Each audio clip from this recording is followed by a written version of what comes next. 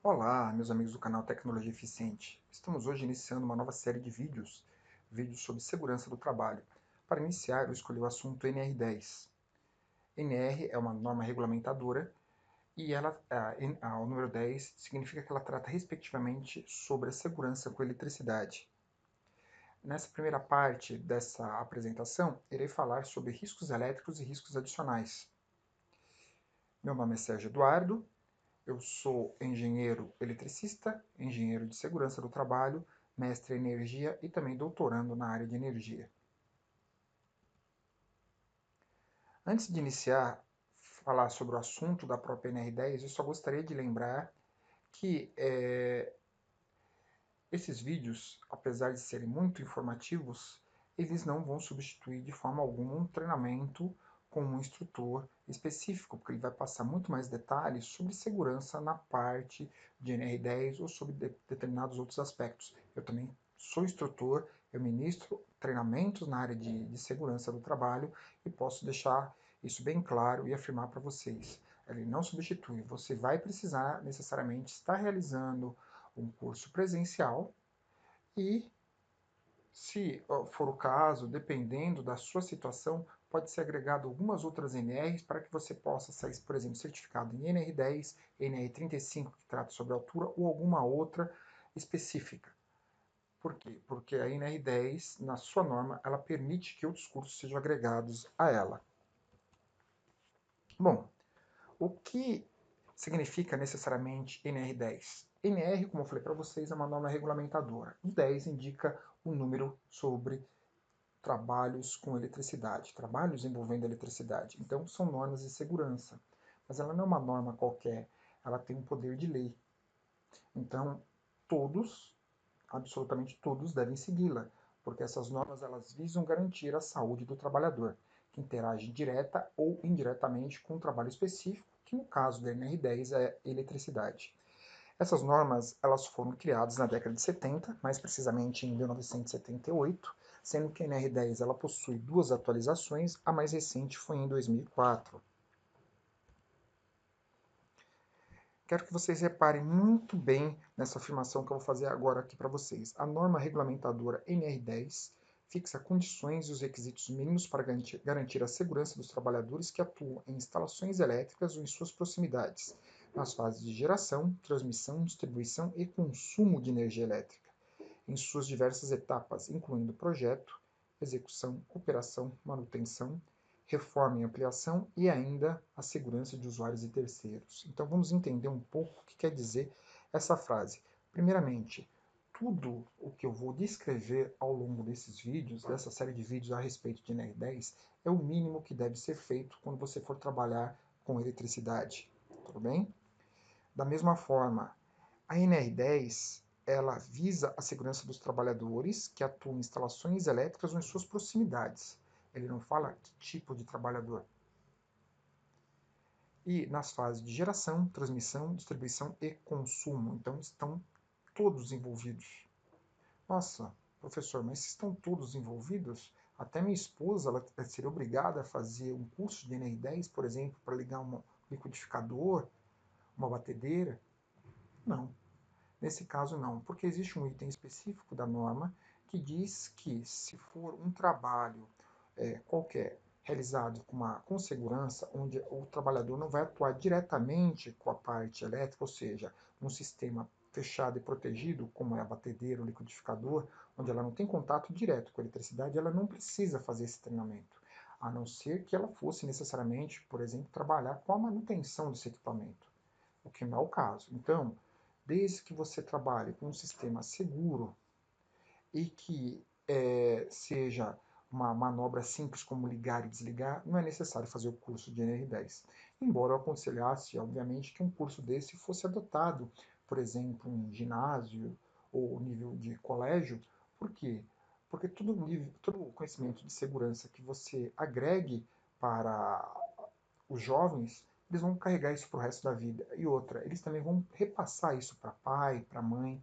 Então seria uma coisa muito legal, porque a segurança que estaria envolvida, ela espalharia-se de uma forma exponencial. Então você poderia garantir muito mais a saúde e o bem-estar das pessoas. Nós vamos continuar ainda analisando essa frase. Então, a NR10, além de envolver geração, transmissão, distribuição e consumo, ainda vai atuar nas etapas de projeto, execução, operação, manutenção, reforma, ampliação. Então, ele está trabalhando com todos os pontos necessários, todas as etapas. Então, é muito difícil alguém estar fora de estar incluso, mesmo se você faz um projeto de uma edificação, teoricamente, você deveria fazer um curso de NR10. Por que eu falo teoricamente? Gente, há anos eu ministro curso de NR10, eu nunca vi nenhum arquiteto, da mesma forma, nunca vi nenhum engenheiro civil fazer um treinamento de NR10 para que ele pudesse projetar uma edificação com todo esse critério de segurança. Aí você poderia estar me falando, mas não é necessário porque a instalação não vai ficar exposta, porque nunca me falaram disso. A questão é, existe muitas empresas hoje em dia, da parte de construção, que, por exemplo, fazem o aterramento do edifício, que deveria ser feito por meios externos, utilizando para-raio, e esse para-raio com o fio condutor descendo pela parte externa do prédio, eles fazem atualmente na própria carcaça metálica do próprio prédio. Então, o que acontece? Se um dia essa carcaça se tornar exposta, e num caso de um raio, ou numa diferença de potencial terra para nuvem muito mais alta, essa pessoa pode vir a sofrer um choque, e esse choque pode ser de diferente, ter vários efeitos, podendo até mesmo ser fatal. Então, o que eu quero dizer para vocês, não tem como alegar desconhecimento da lei, tá? Isso está na nossa própria Constituição. Todo mundo deveria fazer, mas muitas empresas, muitas pessoas, elas fazem vista grossa. Então, eu acho muito interessante a gente estar passando esse assunto para vocês, abordando sobre esses aspectos, para que você possa entender que a segurança é muito importante. E a segurança começa por cada um. Ainda para finalizar essa frase, né? O que eu tenho que notar aqui é o seguinte: a NR10 cuida da segurança de usuários e de terceiros. Então, o que isso quer dizer? A partir do momento que você convida alguém para dentro da sua empresa ou para dentro da sua casa, tá? Você é responsável pela segurança daquela pessoa. Isso se chama responsabilidade solidária. Nós vamos falar sobre responsabilidade na parte 3 do treinamento. Então, o que isso quer dizer? Você é responsável pela segurança de quem está sob os seus cuidados. Então, se eu entro numa empresa, essa empresa é responsável pela minha segurança. Se eu convido alguém para a minha casa, eu sou responsável pela segurança dessa pessoa. Se eu dou carona para alguém, eu também sou responsável. Se acontecer um acidente, essa pessoa ela pode me processar. Então, tome muito cuidado. Isso que eu estou passando para vocês são informações extremamente úteis, necessárias. E, como eu falei para vocês, tudo que eu vou passar ao longo desse treinamento é o mínimo que deve ser feito. Bom, dando prosseguimento, nessa primeira parte, nós iremos falar sobre choque elétrico, arco elétrico e campo eletromagnético, que são os principais fatores, né, do risco elétrico. Iremos falar dos riscos adicionais, por exemplo, trabalho em altura, ambiente confinado, área classificada, entre outros, que são riscos que se somam ao risco elétrico, não são da parte elétrica, mas são tão importantes quanto. Aqui nós temos um gráfico que mostra o andamento dos acidentes fatais ocorridos no CEP. CEP é o Sistema Elétrico de Potência, para quem trabalha com alta tensão. Em termos de segurança, alta tensão é definida como uma tensão maior do que 1000 volts alternado ou maior do que 1500 volts contínuo. Mas para quem não tem uma ideia do que isso representa, imagine o seguinte: 110 já te causa graves complicações. Tá? Imagina uma tensão maior do que 1000 volts. Embora eu deva dizer que 480, 380, todos esses níveis de tensão matam da mesma forma. O que mata, que nós vamos abordar, não é a tensão, é a corrente. Só que como eu não tenho como fazer essa medição da corrente, a não ser colocando o meu circuito em série, né, ou seja, tem que passar pelo meu instrumento, nós utilizamos a tensão, que é uma maneira mais fácil de você medir, né, esse potencial, essa diferença de potencial que existe. Só que, embora esse gráfico que eu estou mostrando para vocês pegue desde 99 a 2004, eu devo lembrar que no CEP esses dados são apenas das concessionárias de energia.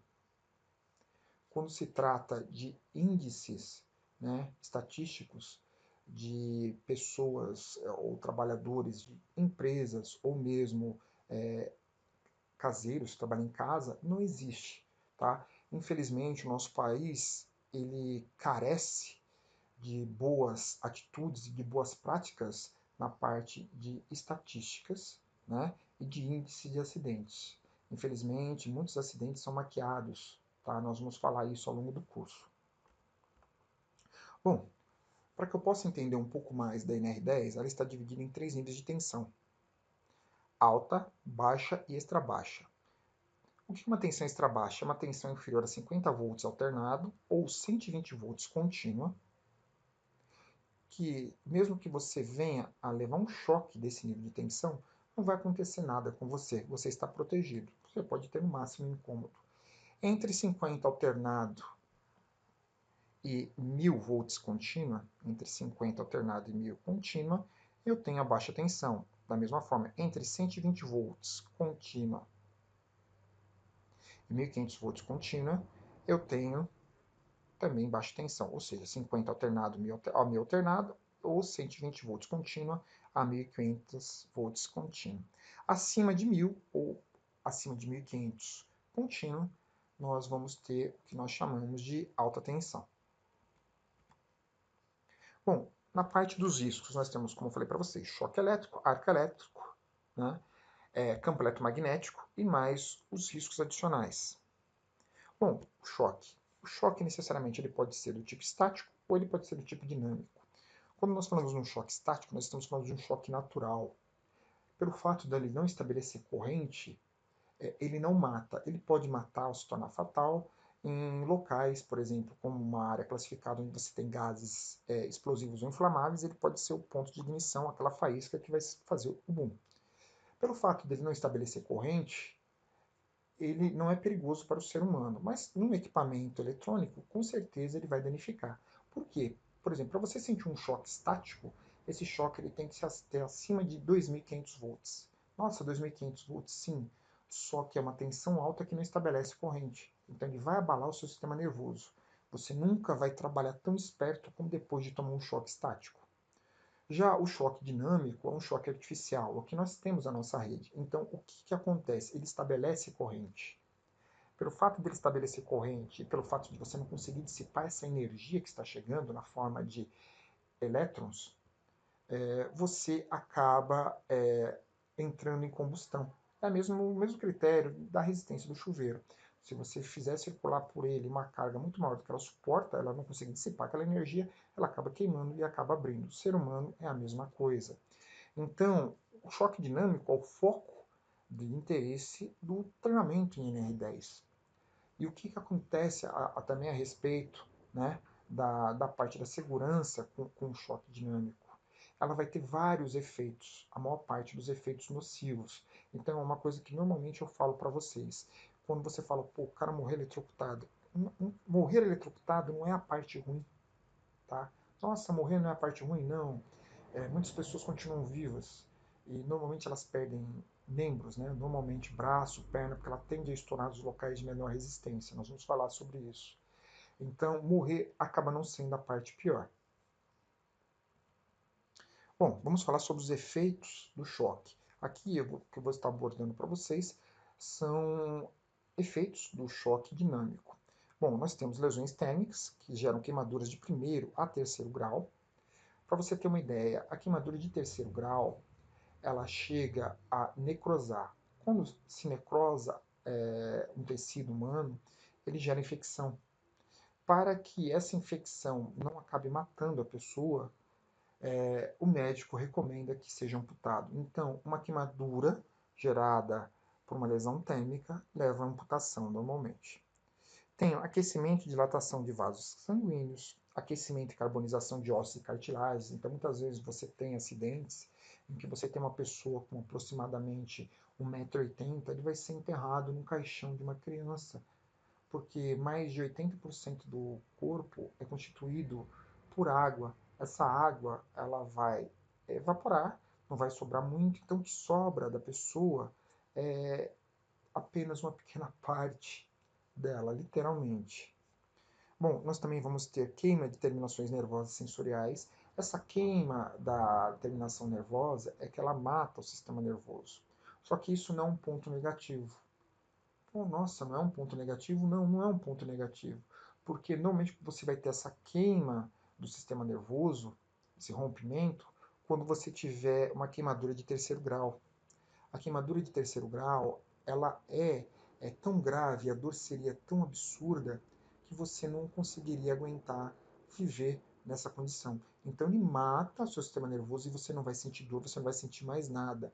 Por isso que muitas vezes você vê fotos de pessoas que sofreram acidentes elétricos, estão com o tecido, os membros totalmente carbonizados, elas não estão sentindo nada, porque matou o sistema nervoso. Também vamos ter queima das camadas gordurosas abaixo da pele, que vai torná-las gelatinosas. Isso com efeitos diretos. A eletricidade também pode ocasionar efeitos retardados. Como assim? Ela afeta uma área do seu cérebro, essa área ela vai aumentando com o tempo e depois de anos vai surgir um problema de saúde. Por exemplo, modificação da personalidade, amnésia, inércia mental, doenças circulatórias, destruição do tecido pancreático, catarata, doença cardíaca, perda da potência sexual, entre outros. Da mesma forma, ela pode afetar um órgão como o coração e esse dano se alastrar ou aumentar ao longo dos anos e você ter um problema cardíaco futuro. Bom, além disso, nós temos lesões não térmicas, como danos celulares, espasmos musculares, contração descoordenada do coração, que é chamada de fibrilação, que é quando ele sai fora do compasso e você normalmente se sente mal, parada respiratória e cardíaca. Existe uma diferença aqui. Parada respiratória, os seus músculos pararam de funcionar. Parada cardíaca, o seu coração parou de bater. Só que o seu coração também é um músculo. Consequentemente, você não tem oxigenação e o cérebro, ele não aguenta muito tempo sem oxigenação. Ele é o primeiro órgão a morrer. Então, quando falta oxigenação, é estipulado, como vou mostrar para vocês no próximo slides, entre os próximos slides, um tempo máximo de 3 minutos para trazer a pessoa de volta. Ah, mas passou um pouco mais. O que pode acontecer? Você pode até conseguir trazer a pessoa viva, mas o cérebro dela morreu. Então, necessariamente ela vai virar um vegetal. Também temos ferimentos resultantes de quedas, perda de equilíbrio. Você também pode ter um efeito que é chamado de eletrólise. O que é eletrólise?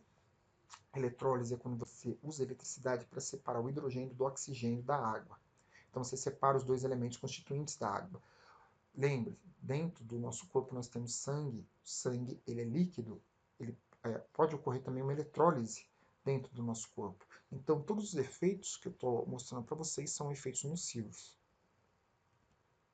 Bom, para que eu possa entender um pouco mais a eletricidade, eu vou ter que recorrer a alguns conhecimentos técnicos utilizados na eletricidade e na eletrônica. Bom, primeiramente nós temos tensão, corrente e resistência elétrica.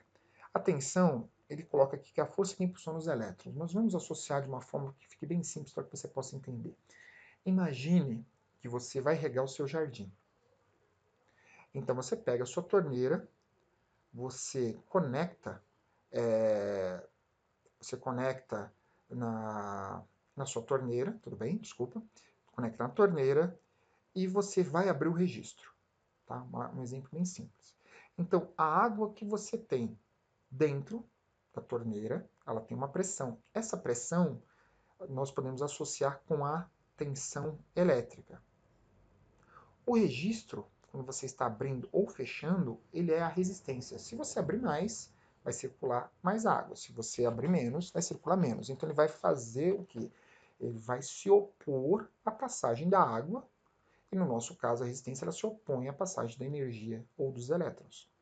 Já a água circulando dentro da mangueira, ela é a corrente, tá? Então, o que acontece? Imagina também da mesma forma. Eu peço para você beber água que está saindo da mangueira.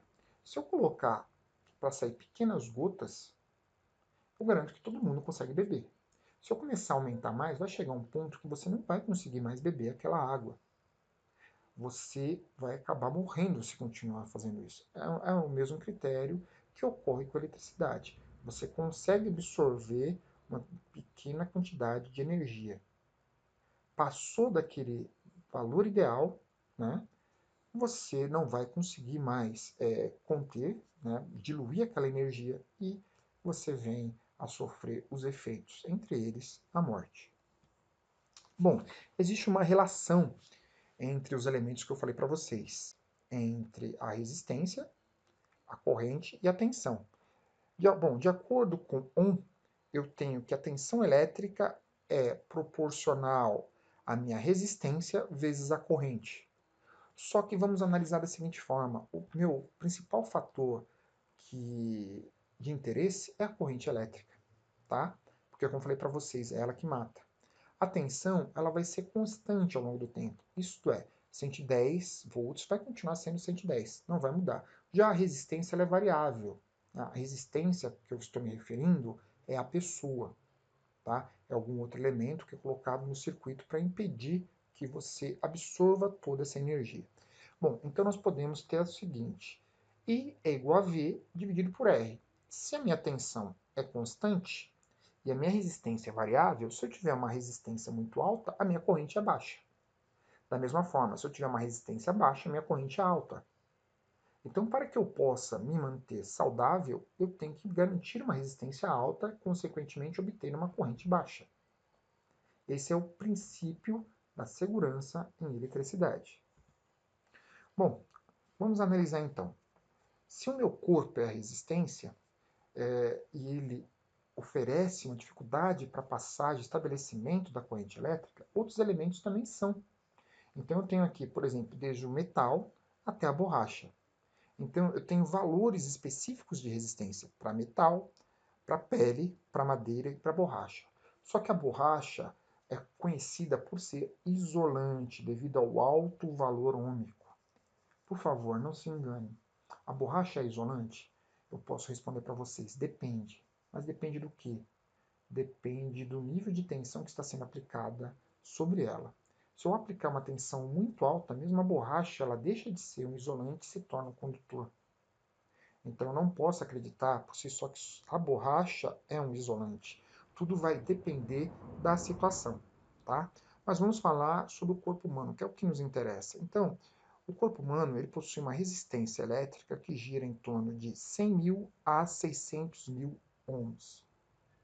Só que aqui eu devo fazer uma observação, tá? Os maiores valores de resistência ôhmica no corpo humano são encontrados nos homens e os menores valores nas mulheres. Ou seja, entre 100 a aproximadamente 300 mil, você vai ter as mulheres. E entre 300 mil a 600 mil, você vai ter os homens. Nossa, professor, existe essa diferença entre homem e mulher? Existe. Você sabe por que a resistência da mulher é menor? E não digo só a resistência elétrica, eu também digo que a resistência térmica da mulher é menor que a resistência do homem. Isso é explicado simplesmente pelo fato de que a mulher possui 3 vezes menos pele, densidade de pele, do que o homem, ou seja, a pele do homem é mais grossa. Pelo fato da nossa pele ser mais grossa, a nossa resistência elétrica e a nossa resistência térmica são maiores. Então, por exemplo, não sei se você já passou por uma situação dessa, mas muitas vezes você coloca a mão sobre uma superfície qualquer, normalmente uma superfície metálica, e você não sente nada. Chega uma colega sua, ela coloca a mão e fala que está dando choque. Aí você coloca a mão para conferir, não sente nada. Ela coloca a mão de novo, está dando choque. Por quê? Ela é mais sensível devido à pele, tá? Agora, essa nossa resistência de 600 mil, ela pode cair. Por exemplo, quando o nosso corpo está úmido, seja porque você tomou chuva ou seja porque você suou muito. Se você suar muito, né, e também, obviamente, você deve ter feito um esforço físico, está cansado, essa nossa resistência ela pode cair até 500 ohms, o que é um valor muito pequeno, né? Considerando que você, por exemplo, vamos falar em reais, você tinha 600 mil reais, agora você tem 500 reais. Olha só a diferença. Então, o risco para você se torna mais grave. Deve ser evitado fazer qualquer tipo de serviço, principalmente elétrico, nessa situação. Por fim, nós temos que considerar que existe uma resistência interna. Essa resistência que eu falei para vocês anteriormente é uma resistência externa. A resistência interna, ela diminui ainda mais porque dentro do nosso corpo é tudo úmido. Fora isso, nós temos o fator de que o sangue, além de ser líquido, ele contém sal e ele contém ferro. Então, o que acontece? Dentro do corpo humano, a resistência é muito menor, ela gira entre 300 a 500 ohms. Por isso, o que acontece? O homem ele pode até ter uma pele mais resistente do que a mulher, né? Em termos térmico e em termos elétrico. Só o que pode diferenciar? Se essa pessoa, se esse homem, ele se cortar, ou mesmo, por exemplo, tirar uma cutícula e sangrar um pouquinho, se ele colocar a mão em cima daquela superfície que eu citei anteriormente para vocês, ele vai sentir o choque. E com maior gravidade do que a mulher.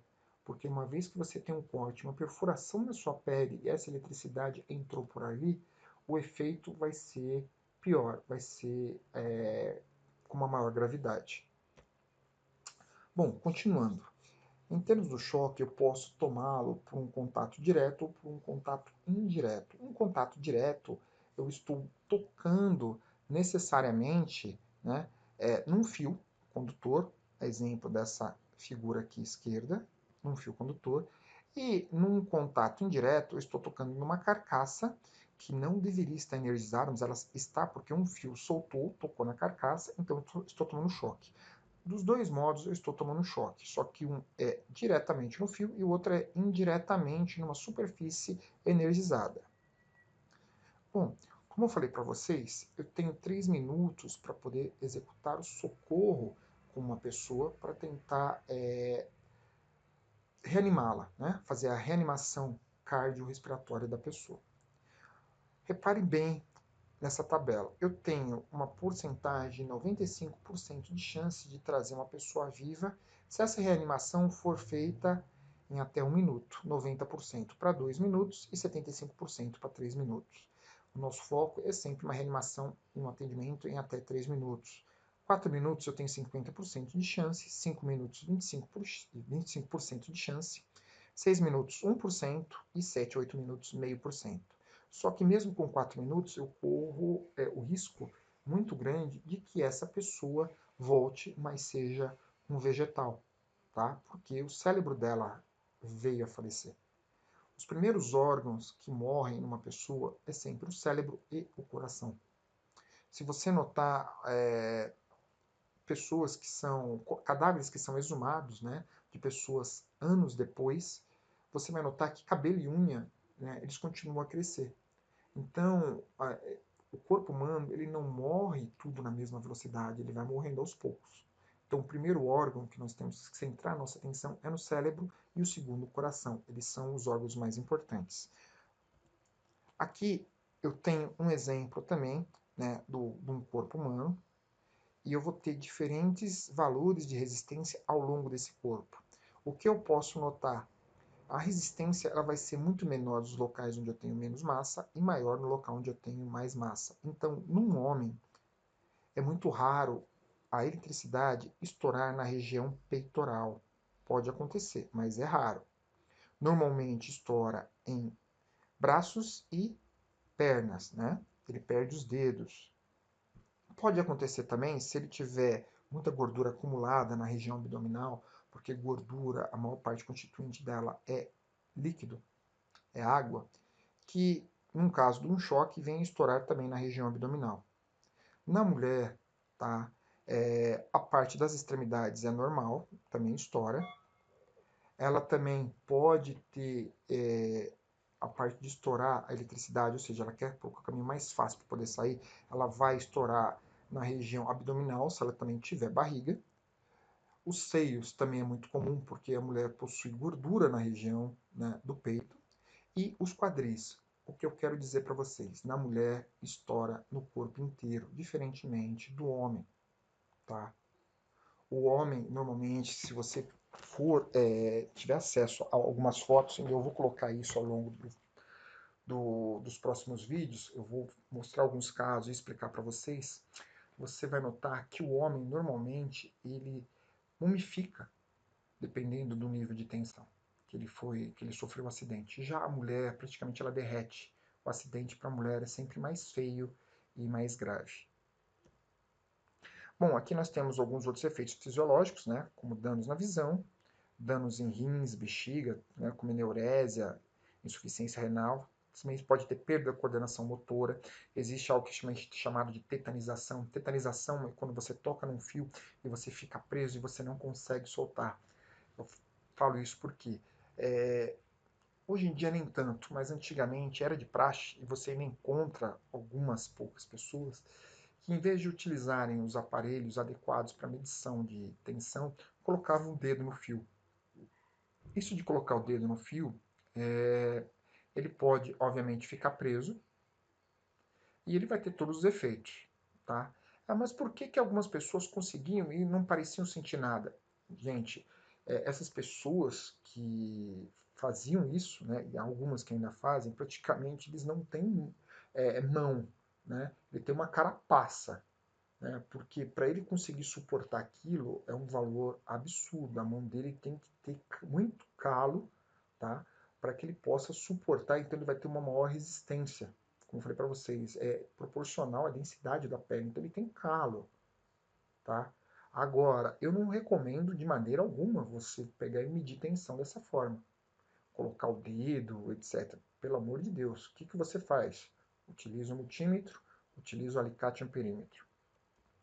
Bom, ainda temos danos no cérebro, como já falei para vocês, parada respiratória, problemas no coração, as queimaduras, e você também pode ter um último efeito que eu havia esquecido de comentar, nas artérias, que é a trombose. Então, muito cuidado com o choque elétrico. Bom, como eu falei para vocês, os efeitos do choque estão diretamente relacionados com a corrente elétrica. Então, aqui eu tenho uma outra tabela que representa a parte da gravidade de acordo com a intensidade da corrente elétrica. Então, eu tenho que, de ponto 1 a ponto 5 mili, eu tenho uma leve percepção superficial, é aquele formigamento. Nossa, mas professor, o que representa para mim ponto 1 a ponto 5? Né? É um valor baixo, né? Sim, é um valor baixo. E mili é mais baixo ainda. Para você entender o que é um mili, você pegaria 1 e dividiria por 1000. Então, quando eu estou falando de pontos 1 ou ponto 5 mili, eu estou falando de um valor aproximadamente de 0,0001 ou 0,0005. Você entendeu? É um valor muito baixo.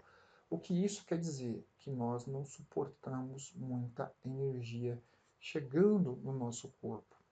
Entre a 0,5 mili a 10 miliampere, que é um valor também extremamente baixo, 10 miliampere é 0,01, eu tenho uma ligeira paralisia nos músculos.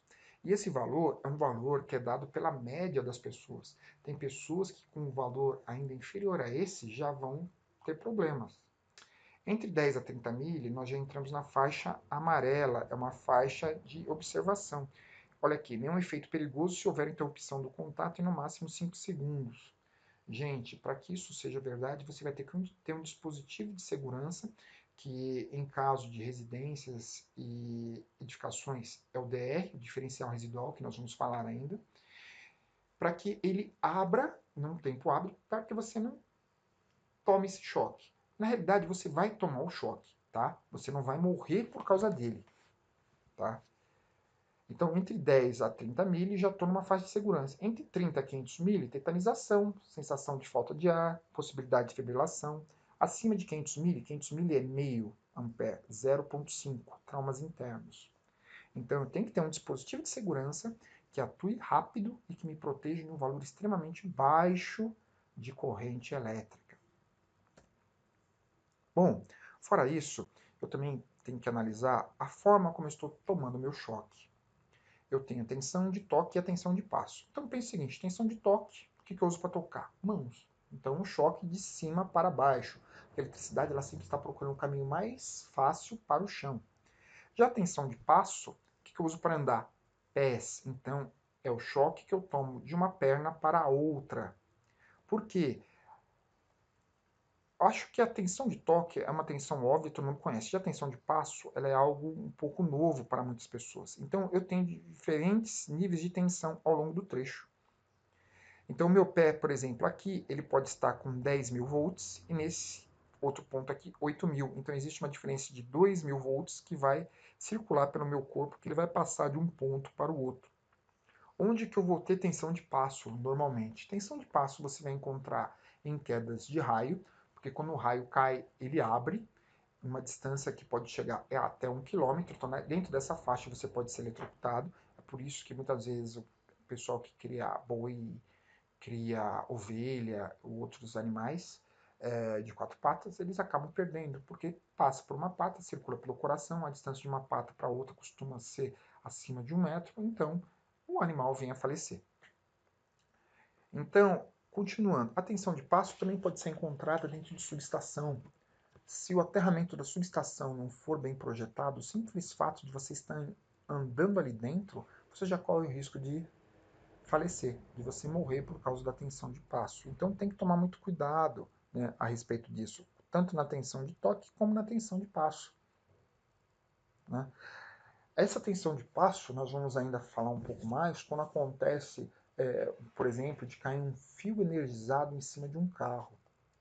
Fio energizado em cima de um veículo é muito complicado. Muitas vezes a pessoa não sabe como agir. Nós vamos abordar sobre esse assunto também em vídeos futuros.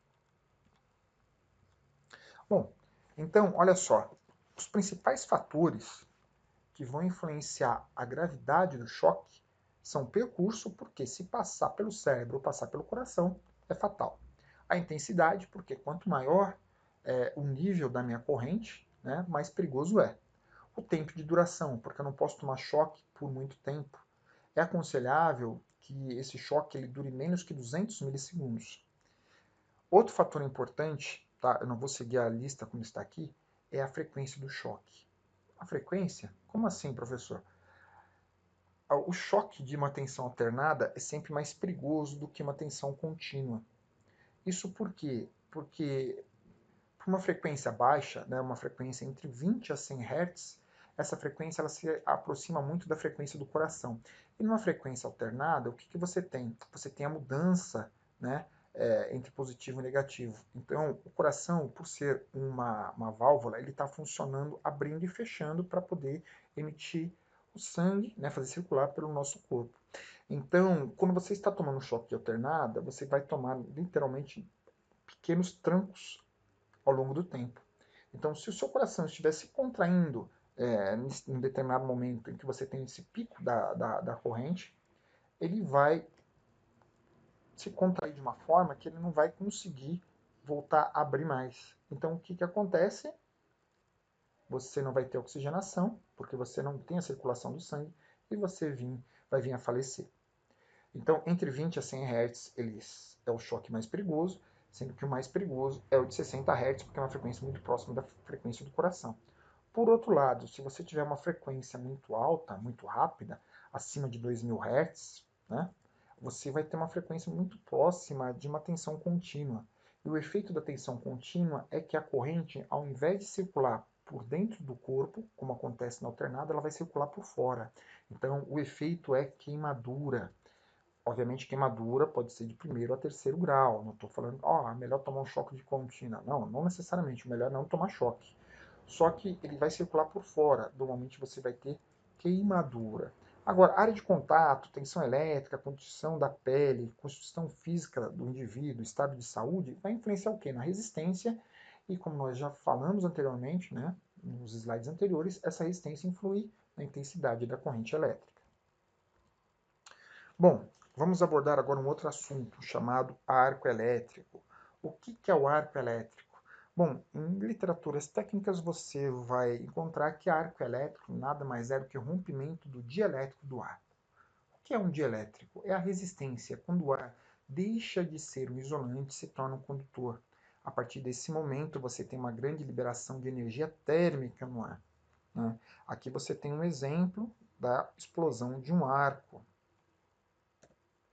Bom, vamos entender um pouco mais sobre o arco. Eu criei aqui uma árvore de efeitos, né? A primeira coisa que você vai ter na liberação de um arco, e nós estamos falando de arcos artificiais, não arcos naturais, como exemplo o raio, tá? Um arco artificial ele pode atingir até 20 mil graus Celsius. O raio ele atinge até 30 mil graus Celsius, tá? Bom, primeira coisa eu tenho calor. Esse calor ele vai sair na forma de radiação. Tá? Essa radiação térmica ela vai afetar o indivíduo. Esse indivíduo, dependendo do nível de tensão, ele pode ter recebido mais ou menos radiação. O que acontece? Num primeiro momento, muitas vezes ele não vai sentir nada, tá? Após alguns minutos, a pele dele vai começar a ficar vermelha e ele vai começar a soltar pele como se fosse uma cobra, porque ele absorveu toda essa radiação por dentro.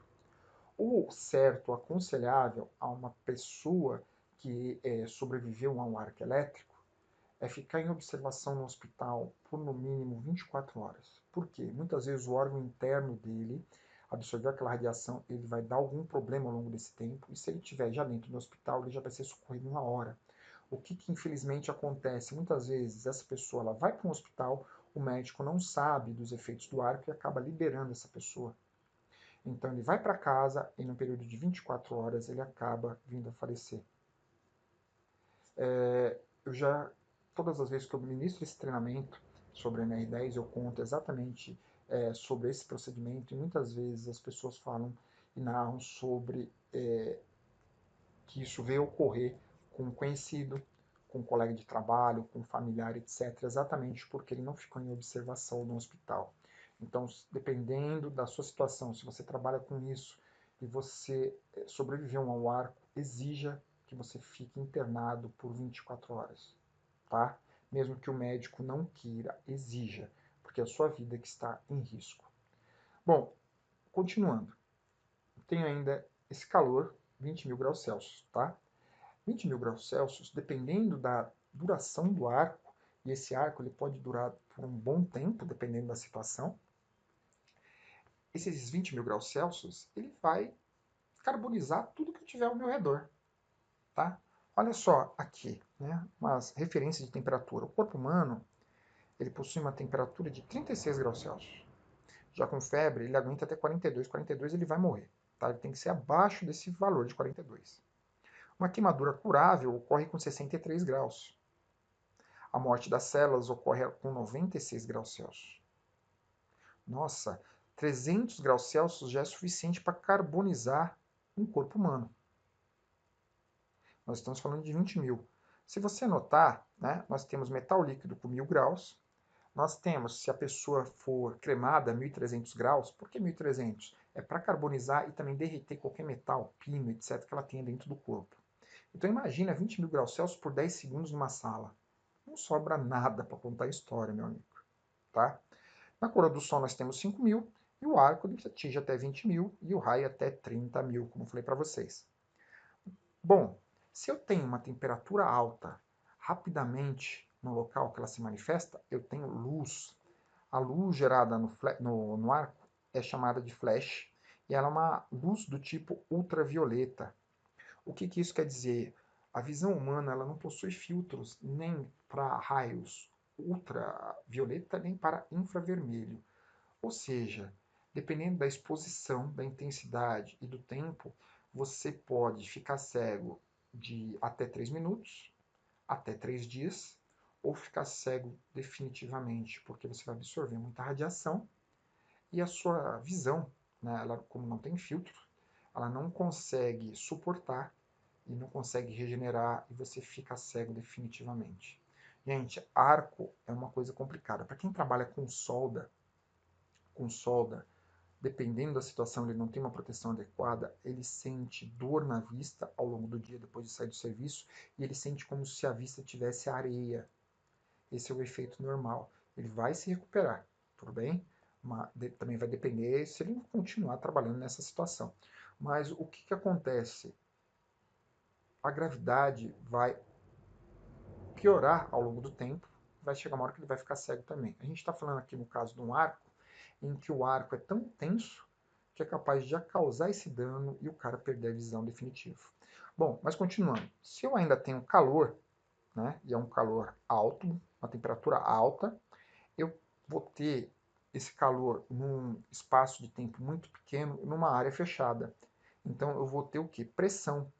A pressão gerada do arco, né, na criação do arco, atinge até 110 km por hora.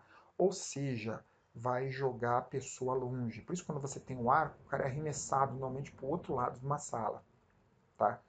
Mas, continuando, se eu tenho uma pressão, de 110 km por hora, eu tenho som. Eu tenho a geração do som gerado pela pressão. Esse som ele pode atingir até 160 dB. O ouvido humano aguenta metade, 80, ou seja, ele pode estourar os tímpanos da pessoa, pode deixar a pessoa surda definitivamente. Então o arco, ele é algo com uma grande gravidade. Só que ainda podemos piorar. Dependendo da situação, né, você vai estar, por exemplo, fazendo uma manobra, que eu sempre aconselho para a pessoa, gente, faça manobra à distância, utilize os EPIs adequados, etc.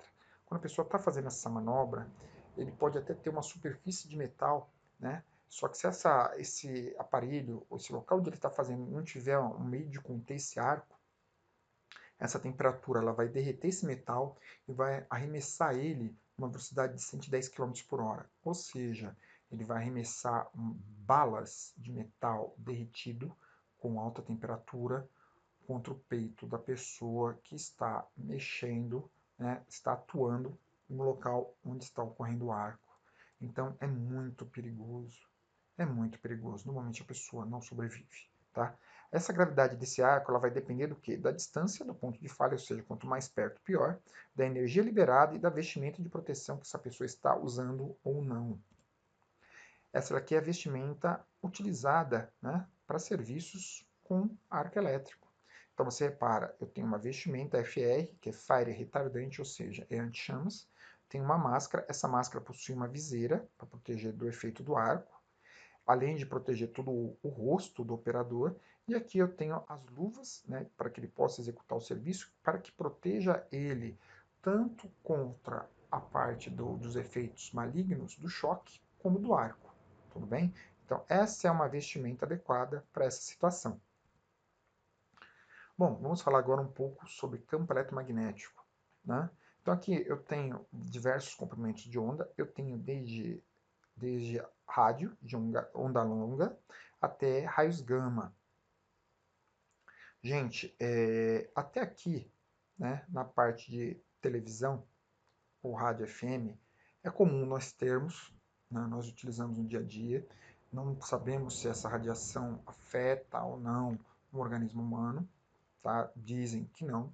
Já temos que a partir de micro-ondas até infravermelho já começa a representar um perigo. Por quê? Pô, micro-ondas, você sabe o que acontece quando você coloca para esquentar um alimento, né, no seu aparelho. Mas nós não temos ideia que a frequência de micro-ondas é utilizada para outros aparelhos.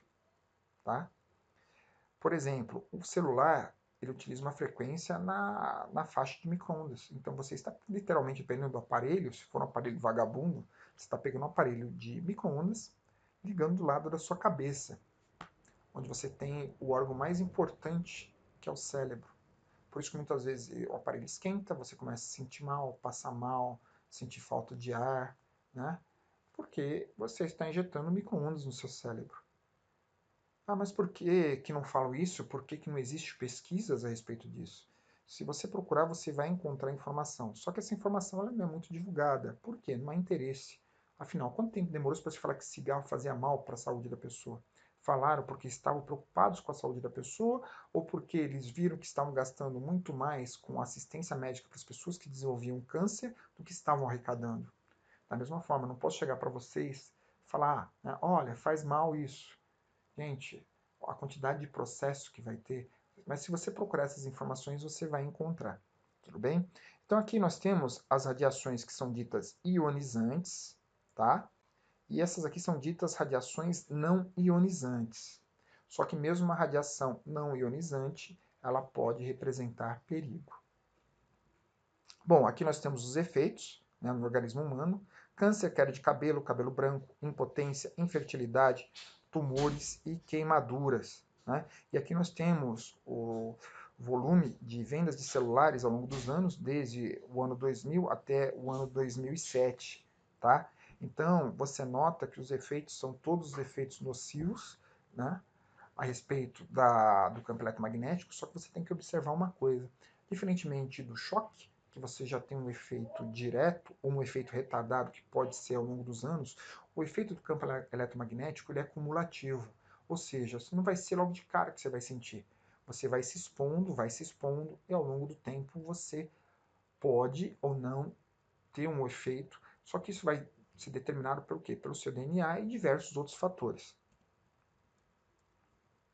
Ah, gente, desculpa. Esse slide ele ficou fora da sequência. Isso aqui é um slide também da parte de arco. Então aqui nós temos um estouro do arco, né? No caso, o operador foi fazer um serviço, uma manobra, uma troca de um disjuntor e acabou estourando o arco, tá? Podemos pular porque no outro slide já expliquei bem isso aqui para vocês. Bom, continuando, para a gente fechar essa parte de campo eletromagnético, toda essa parte de riscos elétricos, ó, de acordo com o item 10.293, é vedado o uso de adornos pessoais nos trabalhos com instalações elétricas ou em suas proximidades. O que isso quer dizer? Gente, um adorno não é só um relógio, um anel, uma aliança, etc. Corrente que você usa no pescoço. Por quê? Obviamente que a eletricidade ela vai estourar no local de menor resistência, tá? Então é muito provável que vai estourar nesse ponto e você vai sofrer um dano, né, grave ou não. Mas você também tem que levar em consideração que quando você está submetido a um campo eletromagnético, se você submeter metal, ele vai se aquecer, tá? Nisso dele se aquecer, a pessoa pode sofrer um dano também. Então, você não utiliza nenhum tipo de adorno. Só que isso você também tem que pensar pessoas que têm prótese ou pino metálico no corpo. Então, você sofreu um acidente com moto, você não vai trabalhar com eletricidade, porque a gravidade de um acidente elétrico é muito pior para você, tá? Só o simples fato de você passar perto de um campo elétrico muito intenso, você já está correndo um risco de vida. Se você tem marca-passo ou qualquer outro equipamento também eletrônico, você não trabalha com eletricidade. Desculpe, mas essa é a grande verdade. Tá? Mas o que eu posso fazer? Gente, a diferença entre eletricidade e eletrônica é muito pouca, os conceitos básicos são os mesmos. A grande diferença é que o eletrônico ele trabalha com um nível de tensão tão baixo, que mesmo que ele coloque a mão, não vai sofrer nada. Já o elétrico, o eletricista, se ele colocar a mão, né, ele vai sofrer um dano enorme. Tá? Então, encerramos essa parte sobre riscos elétricos. Vamos falar agora sobre os riscos adicionais. O que são riscos adicionais? São riscos que se somam aos riscos elétricos, mas possuem uma outra natureza. Por exemplo, trabalho em altura, ambiente confinado, área classificada, entre outros. Bom, trabalho em altura. Quando eu falo de trabalho em altura, eu estou falando sobre a NR35. A NR35 é uma nova NR, tá? É uma NR recente. Ao todo nós temos 36 NRs, cada uma trata de um aspecto específico sobre determinado tipo de trabalho. Então essa NR35 ela é uma criação, ela pegou partes de trabalho em altura que existiam na NR10 e na NR18, que trata sobre construção civil, e criaram a NR35. Então, ela define para mim que trabalhos em altura, ou seja, trabalhos feitos a partir de 2 metros do piso, então quando eu estou a partir de 2 metros do piso, eu tenho que tomar determinadas características de segurança, né? Entre elas, utilizar cinto de segurança, né? Utilizar meios para fazer esse trabalho, como andaimes, entre outros, né? Como que eu vou utilizar a minha escada. Então, eu tenho que consultar e fazer um curso de NR35. Bom, mas no caso, eu tenho que lembrar que essa NR35 aqui, ela está atuando junto com a NR10. Então, eu estou fazendo um trabalho em altura, onde eu ainda corro o risco de tomar um choque e vir a cair.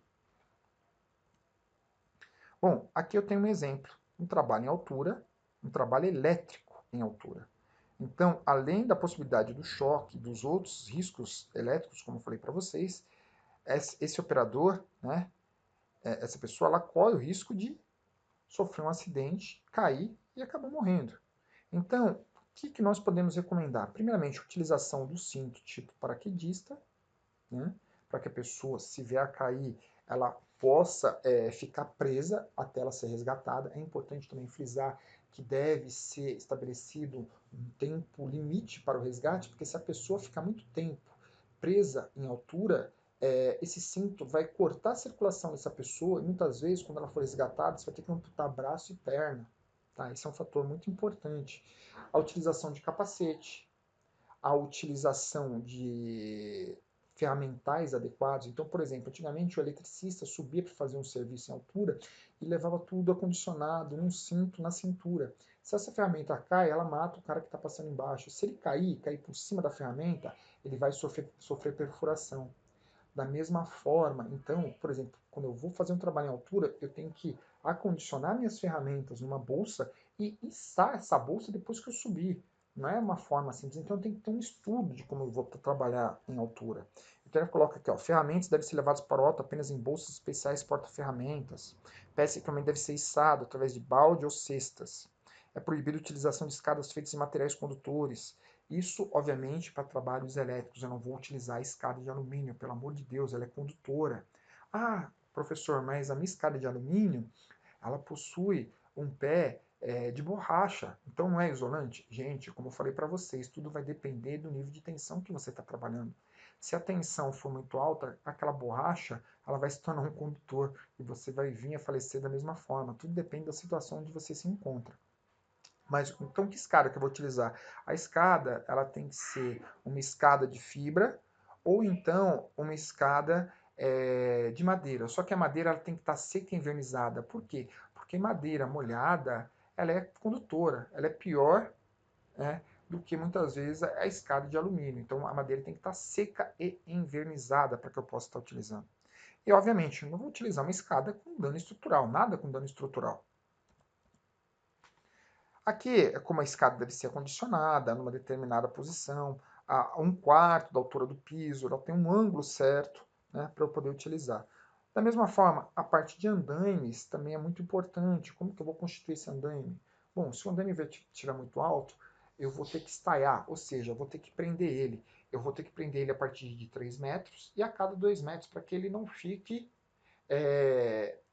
tremendo, né? Ele vai ficar tremendo e eu corro o risco de cair lá de cima. Né? Então tem que estaiar esse andaime. Da mesma forma, se eu estou trabalhando com o andaime perto de um ponto energizado, tem que tomar muito cuidado, porque ele pode se tornar o condutor.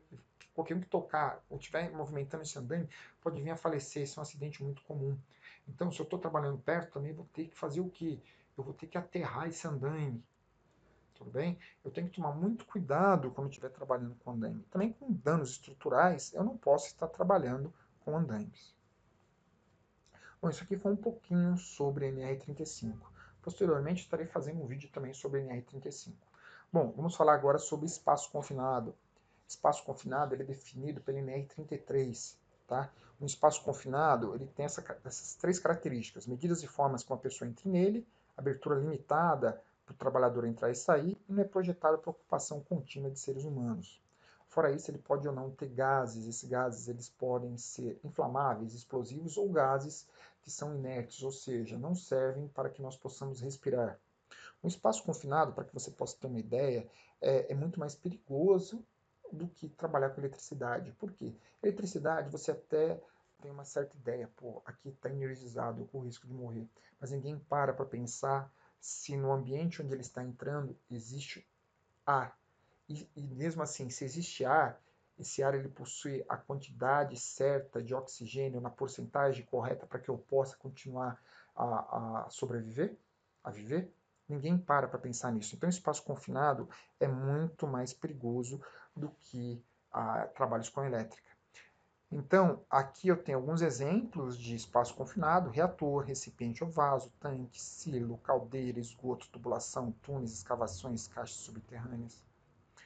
Para você ter uma ideia, o curso de NR33 é dividido em 3 módulos. Um para o vigia, que vai cuidar da segurança do operador, que é o segundo módulo, e outra para o supervisor.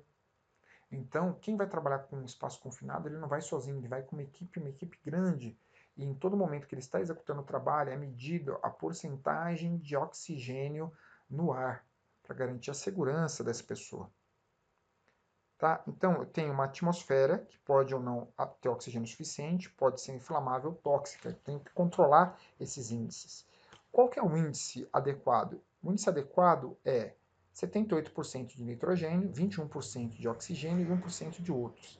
Lembro que nitrogênio e outros são gases inertes, eles não servem para nada para o organismo humano. O que nos interessa é o oxigênio. Só que se eu tiver em ambiente que tenha uma composição acima de 23,5% de oxigênio, eu tenho um risco excessivo de incêndio. Já abaixo de 19,5%, né, eu tenho o que é chamado de nível de segurança, né, já estou correndo risco. Então, entre 19,5% a 23,5%, ok. Abaixo de 19%, eu vou começar a ter desorientação, falha do raciocínio e respiração, problemas de respiração com 16%, 14% com a fadiga e perda do raciocínio, 12,5% é o nível PVS, que é imediatamente perigoso para a vida e saúde, 8% perda de memória e desmaio, 6% movimentos convulsivos, 3% asfixia. Também devo lembrar para você que gases eles possuem densidades específicas, então um pode estar numa determinada altura e outro numa altura mais baixa ou mais alta. Então, por exemplo, você entra no local, não tem oxigênio suficiente e você desmaia. Só que quando você desmaiou, você caiu no chão, naquele local você ainda tinha oxigênio suficiente para te manter vivo. Só que um colega entra para poder fazer o seu resgate, ele cai por cima de você. Só que no local onde ele caiu já não tem oxigênio suficiente, ele morre e você continua vivo. Pode ocorrer isso também, tá? Então eu tenho que tomar muito cuidado com a composição do meu ar. O que acontece, né? A pessoa, quando ela estiver fazendo esse trabalho, eu estou medindo essa porcentagem e qualquer alteração com um aparelho que é chamado de explosímetro, eu falo para a pessoa sair daquele local, né? Porque essa alteração se tornou perigosa para ela. Só que a melhor forma de segurança, quando se trata de espaço confinado, é fazer o autorresgate. O que é o autorresgate? É você mesmo sair. Porque muitas vezes até a pessoa conseguir entrar para fazer o seu resgate, já vai ser meio inviável, tá? Bom, quais são os riscos adicionais que eu tenho no espaço confinado? Eu tenho engolfamento, que é ser envolvido, aprisionado por líquido, é quase como se fosse uma maria movediça. Eu tenho risco de movimento inesperado de máquinas, eletrocução, que é o choque, exposição excessiva ao calor, eu posso ficar aprisionado, porque é uma área estreita, então tem asfixia, né? Tenho riscos físicos como queda, escombro, queda de ferramenta e outros. Então a gravidade é maior do que a parte elétrica. Aqui nós temos ainda como risco adicional a parte de áreas classificadas. O que é uma área classificada? Ela tem a formação de uma atmosfera que pode ser explosiva ou inflamável. Normalmente você vai encontrar esse símbolo aqui, indicando que é uma área classificada. Então ele vai falar não fume, não utilize equipamentos que possam gerar calor ou ter uma temperatura superficial muito alta que possa botar aquele gás em ignição. Tudo bem? Eu tenho diversos tipos de gases, né? Desde a classe 1, né, a classe 3. Né? Isso aqui, na realidade, não, desculpa, só para corrigir, não seriam só gases, né? Seriam materiais combustíveis. Desde a parte de gases, na classe 2 nós temos poeira. A poeira, eu tenho que fazer uma observação aqui. A poeira, além de ser um combustível, ela também é condutora. Então, dependendo da situação, quando você está trabalhando na parte elétrica, a poeira, num equipamento ou num determinado ferramental, ela pode ser o fator de condução que vai eletrocutar a pessoa. Também temos a parte de fibras, tá? Eu não vou abordar isso daqui com maior critério agora nesse treinamento de NR10, depois eu vou abrir uma parte só sobre proteção contra incêndio.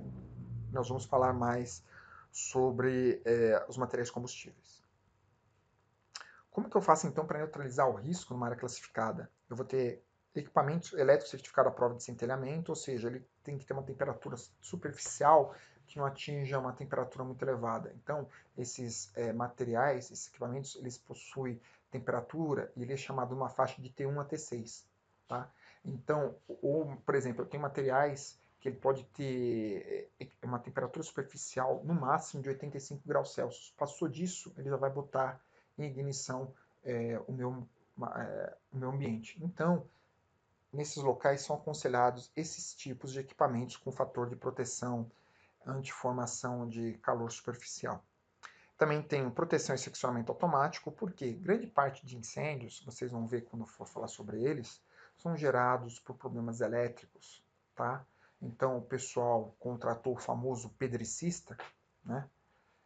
O que é isso? Você contrata o pedreiro. Garanto que o pedreiro é excelente na hora de levantar uma casa, mas afirmo para você, como engenheiro eletricista e como engenheiro de segurança, que ele não tem informação nenhuma para projetar para você a parte elétrica da sua residência. Quem projeta parte elétrica é engenheiro eletricista, eletrotécnico, ponto, acabou, tá? Mais ninguém. Por quê? Ele vai fazer o cálculo para você balancear certinho as cargas da sua casa para que você não gaste muita energia, obviamente. Por quê? Se você tiver um sistema desbalanceado e você, no caso, você vai ter uma corrente maior passando por um fio do que por outro, vai ter perda por calor, você vai estar pagando muito mais energia devido ao calor que está sendo gerado, porque também colocou-se uma fiação muito menor do que a adequada. Você também pode ter um sistema onde você tem uma tensão maior do que em outro, ele vai induzir. Nisso de induzir, você está usando energia para nada, está pagando e não está usando para nada. Então, um engenheiro eletricista e um eletrotécnico são as pessoas adequadas na parte de projeto. O pedricista não, porque ele vai colocar para você um fio maleável, que seja fácil para ele poder colocar, que seja com um diâmetro muito pequeno, que obviamente é mais fácil para ele poder passar, né, pelas tubulações. Só que não é o mais adequado. Então você precisa ter uma proteção e seccionamento adequado, né, na sua instalação. Normalmente isso é para uma instalação nova, né, como eu falei para você, ela vai ser bem balanceada, porque mesmo numa instalação velha, numa instalação nova que tem problemas, você não vai poder colocar um DR, porque a função do DR é ser sensível a diferenças na corrente e abrir em caso de alguém estar levando um choque. Então você vai colocar o DR, ele vai ficar abrindo direto, você vai falar, pô, o DR está com problema, só que na realidade não é o DR, é a sua instalação. Tem que ter uma rígida manutenção. O que é uma rígida manutenção? Não é uma manutenção corretiva. A manutenção corretiva significa que é tarde demais. O erro já ocorreu. Eu estou corrigindo um erro. É manutenção preventiva, manutenção preditiva. Permissão de trabalho e procedimentos de segurança e supressão do risco. Como? Eu vou tirar aquele gás, né, no caso da área classificada, e vou injetar um gás inerte, né, ou oxigênio aos poucos. Então, aquele caso, eu entro na minha casa, o gás escapou, estou com cheiro de gás, eu não vou ligando tudo que é iluminação ou acender um isqueiro para poder enxergar o que está acontecendo, porque vai simplesmente explodir. Eu tenho que abrir a porta da minha residência, deixar todo o gás ir embora, entendeu? Para que aí sim eu possa estar acendendo a minha iluminação com segurança.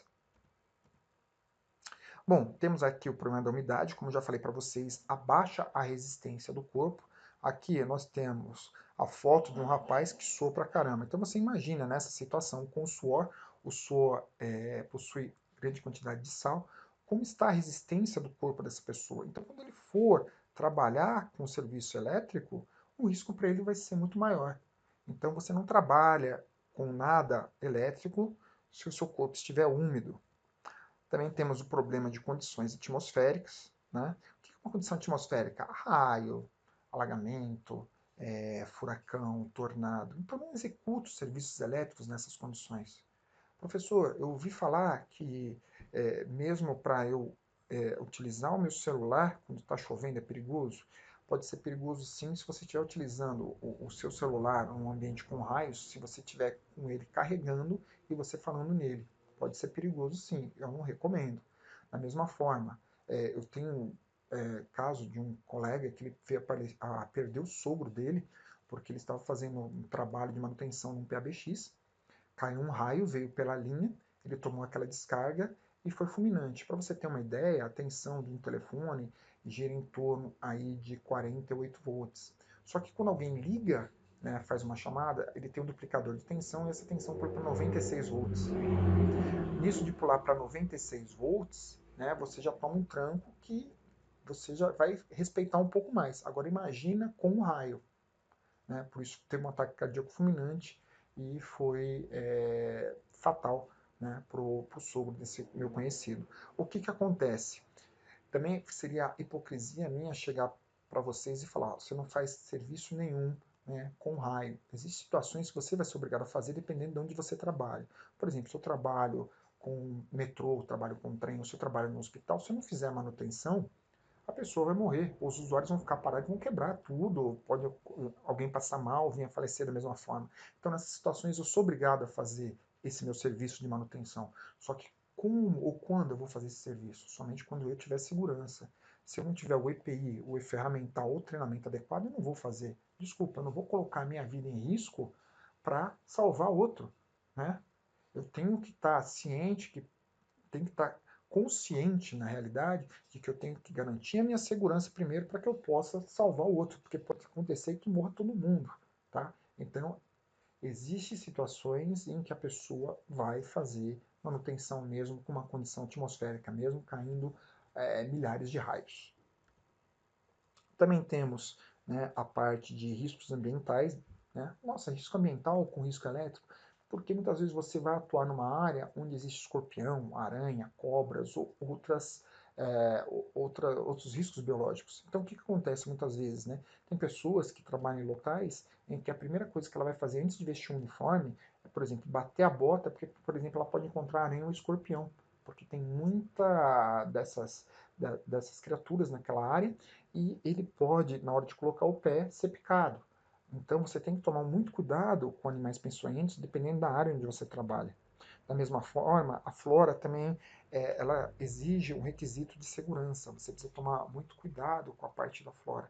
Ah, mas em que sentido, professor? Dois sentidos. Primeiramente, aqui na foto, olha só, estão nascendo musgos, né, nos fios.